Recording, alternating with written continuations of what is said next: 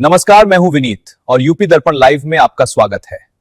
अगले 25 मिनटों में हम दिखाएंगे उत्तर प्रदेश के वो समाचार जो आपको प्रभावित करते हैं। मेरठ में तहखाने से अवैध हथियार फैक्ट्री का भांडाफोड़, 11 गिरफ्तार। गंगा एक्सप्रेसवे की सुरक्षा में AIR हाईटेक कैमरों से निगरानी। मिशन शक्ति अभियान से महिलाओं की सुरक्षा पर सरकार का बड़ा फोकस। गोरखपुर में 68 बदमाशों की हिस्ट्री शीट खुली। यूपी बोर्ड स्क्रूटनी शुरू, असंतुष्ट छात्र 17 मई तक कर सकते हैं आवेदन। अब आगे के समाचार सुनिए विस्तार से। मेरठ में तहखाने से अवैध हथियार फैक्ट्री का भांडाफोड़, 11 गिरफ्तार।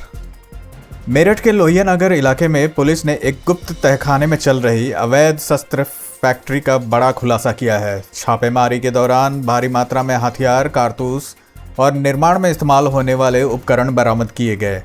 पुलिस ने इस मामले में 11 आरोपियों को गिरफ्तार किया है जो लंबे समय से इस अवैध गतिविधि को अंजाम दे रहे थे। अधिकारियों के अनुसार यह गिरोह स्थानीय स्तर पर हथियारों की सप्लाई करता था। पुलिस अब पूरे नेटवर्क की जांच कर रही है और अन्य जुड़े लोगों की तलाश जारी है। स्मार्ट मीटर विवाद बढ़ा, UPPCL पर अवमानना याचिका दायर। उत्तर प्रदेश में स्मार्ट प्रीपेड मीटर को लेकर विवाद लगातार गहराता जा रहा है। नई अधिसूचना लागू न होने के आरोप में यूपी पावर कॉर्पोरेशन लिमिटेड के खिलाफ अदालत में अवमानना याचिका दायर की गई है। आरोप है कि स्मार्ट मीटर की अनिवार्यता समाप्त होने के बावजूद नए बिजली कनेक्शन में उपभोक्ताओं को जबरन प्रीपेड मीटर दिए जा रहे हैं। इससे उपभोक्ताओं में असंतोष और भ्रम की स्थिति बनी हुई है। कई लोगों ने इसे उपभोक्ता अधिकारों का उल्लंघन बताया है। मामले की सुनवाई के बाद निगम को जवाब देना पड़ सकता है और इससे ऊर्जा विभाग की कार्य प्रणाली पर भी सवाल उठ रहे हैं। स्मार्ट मीटर विरोध तेज, महिलाओं ने बिजली दफ्तरों पर किया प्रदर्शन। उत्तर प्रदेश में स्मार्ट मीटर के खिलाफ विरोध प्रदर्शन अब और तेज हो गया है, जिसमें बड़ी संख्या में महिलाएं भी शामिल हो रही हैं। लखनऊ और मेरठ समेत कई शहरों में महिलाओं ने बिजली विभाग के कार्यालयों के बाहर प्रदर्शन किया और अपनी नाराजगी जताई। कुछ स्थानों पर प्रदर्शनकारियों ने घरों से मीटर निकालकर दफ्तरों में जमा किए और कई जगह प्रीपेड मीटर बॉक्स भी तोड़ दिए गए। उनका आरोप है कि स्मार्ट मीटर से बिजली बिल में अनियमित बढ़ोतरी हो रही है। इस विरोध के चलते प्रशासन पर दबाव बढ़ गया है और समाधान निकालने की मांग तेज हो गई है। बंगाल चुनाव में गरजे योगी, बोले 4 मई के बाद गुंडे पंक्चर जोड़ते दिखेंगे। पश्चिम बंगाल चुनाव प्रचार के अंतिम दिन मुख्यमंत्री योगी आदित्यनाथ ने कई रैलियों को संबोधित करते हुए विपक्ष पर तीखा हमला बोला। उन्होंने कहा कि चुनाव परिणाम आने के बाद TMC से जुड़े गुंडों की स्थिति पूरी तरह बदल जाएगी और वे सड़कों पर पंक्चर जोड़ते नजर आएंगे। इस बयान ने राजनीतिक माहौल को और गर्म कर दिया है। योगी ने कानून व्यवस्था, सुरक्षा और भ्रष्टाचार के मुद्दों पर भी विपक्ष को घेरा। उनके इस बयान के बाद चुनावी बयानबाजी और तेज हो गई है और सियासी चर्चा का केंद्र बन गई है। अखिलेश यादव ने टॉपर्स को iPad दिए, गाजीपुर कांड पर सरकार पर हमला। समाजवादी पार्टी प्रमुख अखिलेश यादव ने यूपी बोर्ड परीक्षा के टॉपर्स को सम्मानित करते हुए उन्हें iPad भेंट किए और छात्रों को आगे बढ़ने के लिए प्रेरित किया। इस मौके पर उन्होंने गाजीपुर कांड को लेकर प्रदेश सरकार पर तीखा हमला बोला और कानून व्यवस्था पर गंभीर सवाल उठाए। उन्होंने आरोप लगाया कि सरकार निर्दोष लोगों पर कार्रवाई कर रही है, जबकि असली दोषियों को बचाया जा रहा है। कार्यक्रम के दौरान उन्होंने छात्रों को मेहनत और लगन से आगे बढ़ने का संदेश दिया। इस आयोजन ने शिक्षा और राजनीति दोनों को जोड़ते हुए एक बड़ा संदेश दिया है।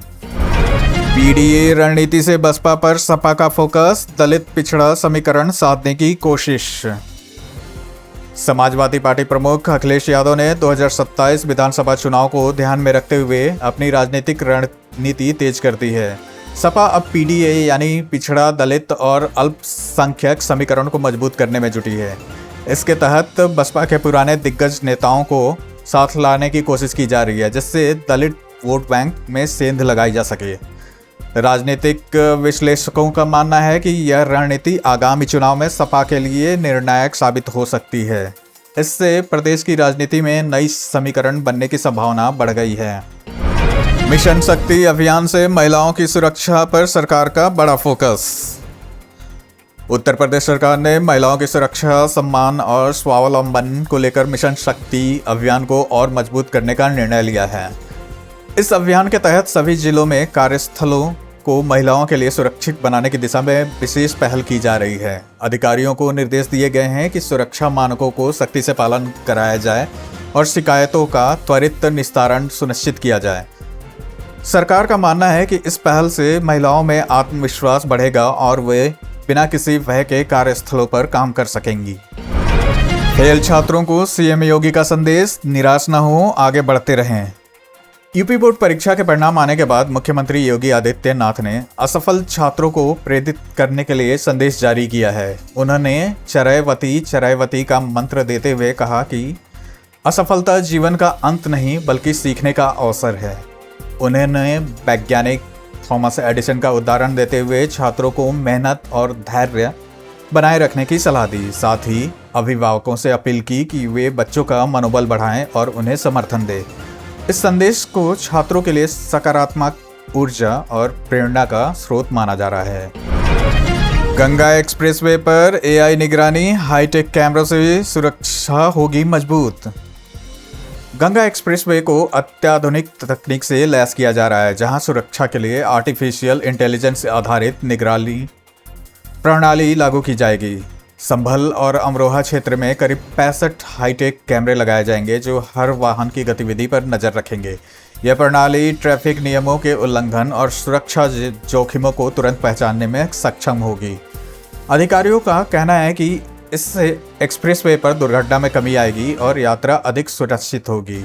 यह पहल आधुनिक तकनीक के उपयोग का उदाहरण मानी जा रही है। नोएडा में 50 नई ई बसें चलेंगी, लाखों यात्रियों को मिलेगा लाभ। नोएडा में सार्वजनिक परिवहन व्यवस्था को मजबूत करने के लिए 50 नई इलेक्ट्रिक सिटी बसें शुरू करने की योजना तैयार की गई है। ये बसें सेक्टर 90 डिपो और बॉटनिकल गार्डन से विभिन्न प्रमुख मार्गों पर संचालित होंगी, जिनमें ग्रेटर नोएडा वेस्ट, जेवर एयरपोर्ट सेक्टर 62, सूरजपुर कलेक्ट्रेट जैसे प्रमुख क्षेत्र शामिल हैं। इस पहल से रोजाना लाखों यात्रियों को बेहतर और सुलभ परिवहन सुविधा मिलेगी। अधिकारियों का कहना है कि इससे ट्रैफिक जाम में कमी आएगी और पर्यावरण संरक्षण को भी बढ़ावा मिलेगा। इलेक्ट्रिक बसें कम प्रदूषण फैलाती हैं, जिससे शहर की वायु गुणवत्ता में सुधार की उम्मीद जताई जा रही है। संभल के सौंधन किले में बुलडोजर एक्शन, अवैध मकान ढाए गए। संभल जिले में प्रशासन ने अतिक्रमण हटाओ अभियान के तहत सौंधन मोहम्मदपुर स्थित ऐतिहासिक किले के परिसर में बड़ी कार्रवाई की है। भारी पुलिस बल की मौजूदगी में बुलडोजर चलाकर किले के अंदर बने अवैध मकानों को ध्वस्त किया गया। यह किला भारतीय पुरातत्व सर्वेक्षण द्वारा संरक्षित है, जहां लंबे समय से अतिक्रमण की शिकायतें मिल रही थीं। कार्रवाई के बाद कुछ स्थानीय लोगों ने विरोध भी किया, लेकिन प्रशासन ने सख्ती बरतते हुए अभियान जारी रखा। अधिकारियों ने कहा कि विरासत स्थलों को अतिक्रमण से मुक्त कराना प्राथमिकता है। सरकारी डॉक्टरों की विदेश यात्राओं की जांच, 5 साल का ब्यौरा तलब। उत्तर प्रदेश सरकार ने सरकारी डॉक्टरों द्वारा किए गए देश विदेश के दौरों की जांच शुरू कर दी है। वर्ष 2020 से 2025 के बीच हुई इन यात्राओं के लिए KGMU, PGI समेत 8 प्रमुख संस्थानों से विस्तृत ब्यौरा मांगा गया है। जांच में यह देखा जाएगा कि यात्राओं का उद्देश्य क्या था और उनके लिए फंडिंग किस स्रोत से की गई। इस कार्रवाई से स्वास्थ्य विभाग में पारदर्शिता और जवाबदेही बढ़ाने का प्रयास किया जा रहा है। अधिकारियों के बीच इस जांच को लेकर हलचल तेज हो गई है। योगी कैबिनेट विस्तार की चर्चा तेज, एक और डिप्टी सीएम की अटकलें। उत्तर प्रदेश में मंत्रिमंडल विस्तार को लेकर एक बार फिर राजनीतिक हलचल तेज हो गई है। सूत्रों के अनुसार आगामी दिनों में कैबिनेट में बदलाव हो सकता है और एक नए डिप्टी सीएम की नियुक्ति पर चर्चा चल रही है। यह भी कहा जा रहा है कि 65 वर्ष से अधिक उम्र के नेताओं को मंत्री पद के लिए दावेदारी न करने का संकेत दिया गया है। हाल ही में पार्टी के वरिष्ठ नेताओं की बंद कमरे में हुई बैठकों के बाद इन अटकलों को और बल मिला है। अखिलेश पर राजभर का हमला, बोले जातीय संघर्ष की राजनीति कर रहे। उत्तर प्रदेश सरकार के मंत्री ओम प्रकाश राजभर ने समाजवादी पार्टी प्रमुख अखिलेश यादव पर तीखा हमला बोला है। उन्होंने आरोप लगाया कि अखिलेश प्रदेश में ब्राह्मण बनाम पिछड़ा का जातीय संघर्ष पैदा करने की कोशिश कर रहे हैं। राजभर ने कहा कि यह राजनीति समाज को बांटने वाली है, इससे प्रदेश का नुकसान होगा। उन्होंने गाजीपुर की घटना का जिक्र करते हुए कहा कि इसे राजनीतिक लाभ के लिए इस्तेमाल किया जा रहा है। इस बयान के बाद प्रदेश की राजनीति में बयानबाजी और तेज हो गई है। अपर्णा यादव का विपक्ष पर हमला, महिलाओं की भूमिका को लेकर उठाए सवाल। तुलसीपुर में आयोजित कार्यक्रम के दौरान अपर्णा यादव ने विपक्ष पर तीखा हमला बोलते हुए महिलाओं की भूमिका को लेकर गंभीर सवाल उठाए। उन्होंने कहा कि कुछ राजनीतिक दल मंचों पर महिलाओं की सम्मान की बड़ी बड़ी बातें करते हैं, लेकिन उनकी सोच में महिलाएं केवल भीड़ का हिस्सा बनकर रह जाती हैं। उन्होंने आरोप लगाया कि इन दलों में महिलाओं को नेतृत्व के अवसर नहीं दिए जाते। अपर्णा यादव ने जोर देकर कहा कि महिलाओं को निर्णय लेने की प्रक्रिया में बराबरी का स्थान मिलना चाहिए।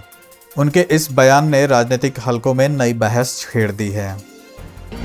यूपी बोर्ड स्क्रूटनी शुरू, असंतुष्ट छात्र 17 मई तक कर सकते हैं आवेदन। यूपी बोर्ड ने परीक्षा 2026 के परिणाम से असंतुष्ट छात्रों के लिए राहत की खबर है। बोर्ड ने संवीक्षा प्रक्रिया शुरू कर दी है, जिसके तहत छात्र अपनी कॉपियों की पुनः जांच के लिए आवेदन कर सकते हैं। इच्छुक उम्मीदवार 17 मई 2026 तक आधिकारिक वेबसाइट पर जाकर ऑनलाइन आवेदन कर सकते हैं। इस प्रक्रिया में उत्तर पुस्तिकाओं का दोबारा मूल्यांकन किया जाएगा, जिससे किसी भी प्रकार की त्रुटि को सुधारा जा सके। शिक्षा विभाग का कहना है कि यह कदम छात्रों को पारदर्शी और निष्पक्ष मूल्यांकन सुनिश्चित करने के लिए उठाया गया है। पीएम मोदी का वाराणसी दौरा, खास 6,350 करोड़ की योजनाओं की सौगात। प्रधानमंत्री नरेंद्र मोदी 28 अप्रैल को वाराणसी के दौरे पर रहेंगे, जहां वे 6,350 करोड़ के विकास योजनाओं की सौगात देंगे। इस दौरान एक बड़े महिला सम्मेलन का आयोजन भी किया जा सकता है, जिसमें करीब 50,000 महिलाओं के शामिल होने की संभावना है। खास बात यह है कि इस कार्यक्रम की अधिकांश व्यवस्था महिला शक्ति के हाथों में होंगी। मंच संचालन से लेकर स्वागत तक की जिम्मेदारी महिलाओं को सौंपी गई है। इस दौरे को विकास और महिला सशक्तिकरण के लिहाज से महत्वपूर्ण माना जा रहा है। दिव्यांग रिक्शा चालक पिटाई मामला, वीडियो वायरल होने के बाद पुलिस पर कार्रवाई। महाराजगंज में एक दिव्यांग रिक्शा चालक की पिटाई का मामला सामने आने के बाद पुलिस विभाग में हलचल मच गई है। घटना का वीडियो सोशल मीडिया पर वायरल होते ही अधिकारियों ने संज्ञान लिया और कार्रवाई शुरू की। बताया गया कि युवक ने रिक्शा चालक को पीटा, जबकि मौके पर मौजूद हेड कांस्टेबल ने बीच बचाव करते हुए आरोपी पर भी बल प्रयोग किया। मामले की गंभीरता को देखते हुए संबंधित हेड कांस्टेबल को निलंबित कर दिया गया है। पुलिस ने आरोपी के खिलाफ मुकदमा दर्ज कर जांच शुरू कर दी है। डिजिटल अरेस्ट गिरोह का भांडाफोड़, 4 सगे भाई गिरफ्तार, 91 लाख बरामद। इटावा में साइबर ठगी के बड़े गिरोह का पर्दाफाश हुआ है, जहां पुलिस ने 4 सगे भाइयों को गिरफ्तार कर लिया है।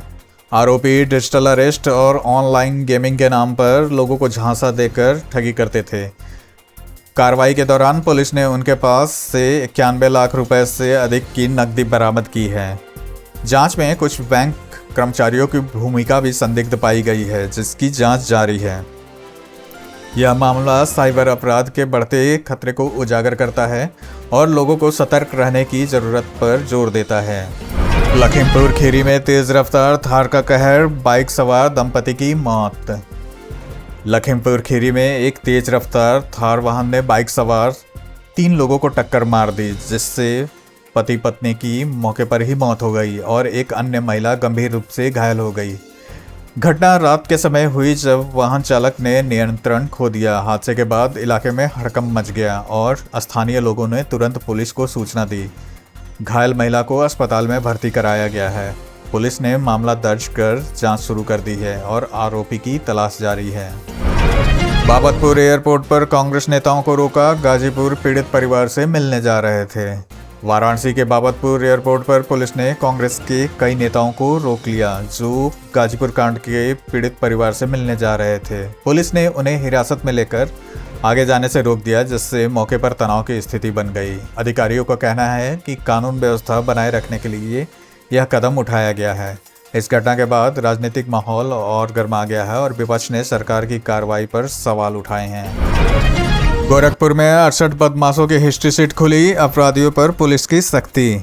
गोरखपुर पुलिस ने अपराध पर नियंत्रण के लिए सख्त कदम उठाते हुए इस वर्ष अब तक 68 बदमाशों की हिस्ट्री शीट खोल दी है। इनमें से 37 चोर और लुटेरे शामिल हैं, जिन पर विशेष निगरानी रखी जा रही है। पुलिस का कहना है कि इस कार्रवाई का उद्देश्य अपराध की घटनाओं को रोकना और असामाजिक तत्वों पर दबाव बनाना है। नियमित निगरानी और कार्रवाई के जरिए अपराधियों की गतिविधियों को सीमित करने का प्रयास किया जा रहा है। इस कदम को क्षेत्र में कानून व्यवस्था मजबूत करने की दिशा में महत्वपूर्ण माना जा रहा है। केजीएमयू में छेड़छाड़ मामले में डॉक्टर और वार्ड स्टाफ पर कार्रवाई।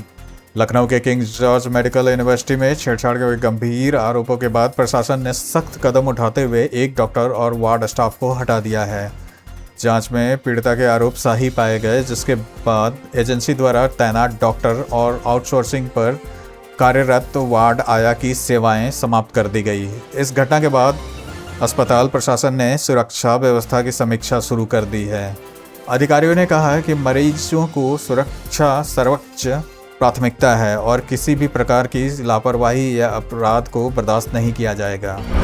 अलीगढ़ में पुलिस पर हमला, पथराव में कई घायल, दारोगा की पिस्टल छीनी। अलीगढ़ में एक आरोपी को पकड़ने गई पुलिस टीम पर अचानक हमला और पथराव कर दिया गया, जिससे इलाके में हड़कंप मच गया। इस घटना में दारोगा और कई सिपाही घायल हो गए, जबकि हमलावरों ने दारोगा की पिस्तौल भी छीन ली। पुलिस कर्मियों की वर्दी फाड़ने और उन्हें घायल करने की इस घटना ने कानून व्यवस्था पर गंभीर सवाल खड़े कर दिए हैं। पुलिस ने मामले में कई आरोपियों की पहचान कर ली है और उनकी गिरफ्तारी के लिए दबिश दी जा रही है। भीषण गर्मी पर सख्ती, डीएम ने स्कूलों में हर घंटे वाटर ब्रेक के दिए निर्देश।